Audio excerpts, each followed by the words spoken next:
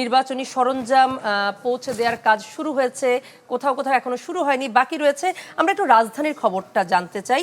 আমাদেরকে নির্বাচনী সরঞ্জাম ভোট কেন্দ্রে পৌঁছানোর খবর জানাতে আমাদের সঙ্গে যুক্ত আছেন শামীমা সুলতানা।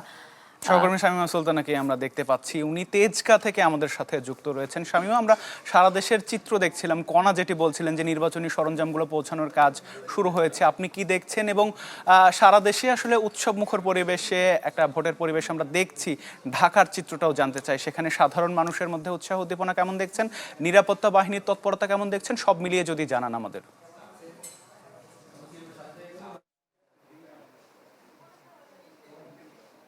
আতিক, একটু বলে রাখি যে যেহেতু আসলে দীর্ঘ বছর পরে মানুষ এসে ভোট দেওয়ার সুযোগ পাচ্ছে, তো মানুষের মধ্যে উৎসাহের কোনো কমতি নেই।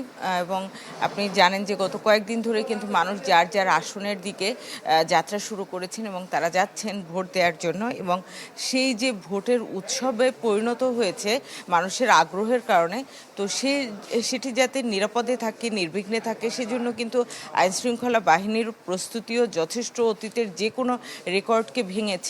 সেই প্রস্তুতি অনেক বেশি পরিমাণে আইনশৃঙ্খলা বাহিনীর সদস্য বিভিন্ন বাহিনী থেকে নিয়ে তাদেরকে কিন্তু এই ভোটের নিরাপত্তায় নিয়োজিত করা হয়েছে। আর প্রতিটা কেন্দ্রেই কিন্তু ইতিমধ্যে গতকালকে পর্যন্ত কিন্তু সবগুলো উপজেলায় ব্যালট সহ ব্যালট বক্স সব কিছু যত সরঞ্জামাদি আছে এই ভোটের সিল সব কিছু কিন্তু পৌঁছে গেছে। এবং বিভিন্ন কেন্দ্র থেকে এক একটা কেন্দ্রকে প্রত্যেক আসনে হাব করা হয়েছে এবং সেখান থেকে কিন্তু অন্যান্য স্থানে যাচ্ছে। আমি এখন আছি তেজগাঁ সরকারি উচ্চ বিদ্যালয়, এখানে যিনি দায়িত্বে আছেন আমি একটু আপনার দৃষ্টি আকর্ষণ করছি। একটু যদি আমাদেরকে বলতেন যে এখানে তো হচ্ছে গিয়ে অনেকগুলো আসন আছে, আপনি ঢাকা 12 আসনে হচ্ছে দায়িত্বে আছেন, তো এখানে বিলি বন্টন করবেন, তো আসলে কতগুলো কেন্দ্রে এখান থেকে পৌঁছাবে সেটা যদি আমাদের 130টা। জি, 130টা কেন্দ্র। ঢাকা 12 আসনে 130টা কেন্দ্র। এর মধ্যে হচ্ছে তেজগাঁ থানার 4টা ওয়ার্ড আর রমনা থানার 2টা ওয়ার্ড, মোট 6টা ওয়ার্ডের হিসাবে এখান থেকে। এমনিতে আপনাদের প্রস্তুতি কেমন, মানে এতগুলো কেন্দ্রে যে যাবে সেটা নিয়ে আপনাদের প্রিপারেশনটা? ফুল প্রিপারেশন আল্লাহর রহমতে আছে। আমরা পরিকল্পনা মাফিক কাজ করছি এবং কখন কোন ওয়ার্ডের কারা আসবে, কারা কোন প্রিজাইডিং অফিসার আগে নিবে পরে নিবে, বা তাদের গাড়ি থেকে শুরু করে তাদের মধ্যে সবার সাথে সবার যোগাযোগ করে সমন্বয় করার কাজটা সুন্দরভাবে চলছে।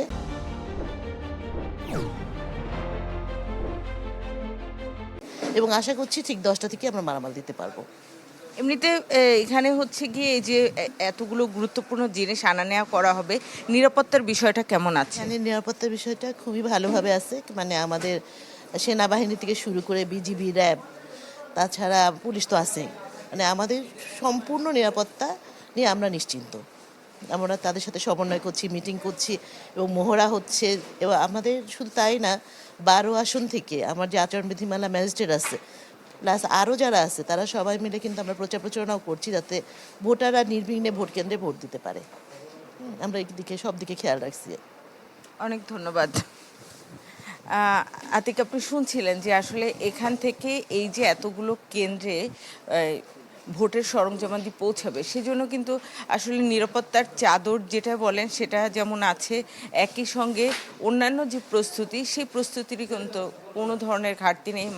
আমরা এখান থেকে বিভিন্ন সড়ক হয়ে যখন আসছিলাম তখন দেখছিলাম যে বিভিন্ন সড়কে বিশেষ করে গুরুত্বপূর্ণ জায়গাগুলো কিন্তু টহল চৌকি আছে বিভিন্ন বাহিনীর, এবং সেগুলো দিয়ে কিন্তু এই যে মানুষের মনে যে নিরাপত্তার ঘাটতি যাতে না হয়, বিভিন্ন এর আগে যখন তফসিল ঘোষণা করা হয়েছিল কিংবা তারও আগে মানুষের মনে একটা সংশয় ছিল যে আদৌ নির্বাচন হবে কিনা, সেই সংশয় যাতে কেটে যায়, ভোট যাতে উৎসবে পরিণত হয়, সেই জন্যই কিন্তু এত নিরাপত্তা এবং এত তল্লাশি চৌকি, এত হচ্ছে ব্যবস্থাপনা, সব কিছু কিন্তু শুধুমাত্র ভোটটাকে উৎসবে কেন্দ্র করে। কারণ আপনি জানেন যে এর আগে যে 3টি নির্বাচন হয়েছিল, 3টি নির্বাচন কিন্তু বিভিন্ন কারণে বিতর্কিত হয়েছে। তো সেই বিতর্কের ঊর্ধ্বে থেকে একটা ভালো নির্বাচনের জন্য কিন্তু সরকারের পক্ষ থেকে আশার পর থেকেই, অর্থাৎ এই সরকার গত 1.5 বছর আগে যখন আসে তখন থেকেই কিন্তু বিভিন্ন ধরনের প্রতিশ্রুতি দেয়া হচ্ছিল এবং সেই প্রতিশ্রুতির বাস্তবায়ন দেখা যাবে আগামীকাল, এবং সেই জন্যই কিন্তু সবাই প্রস্তুত এবং সবাই সেই জন্যই কাজ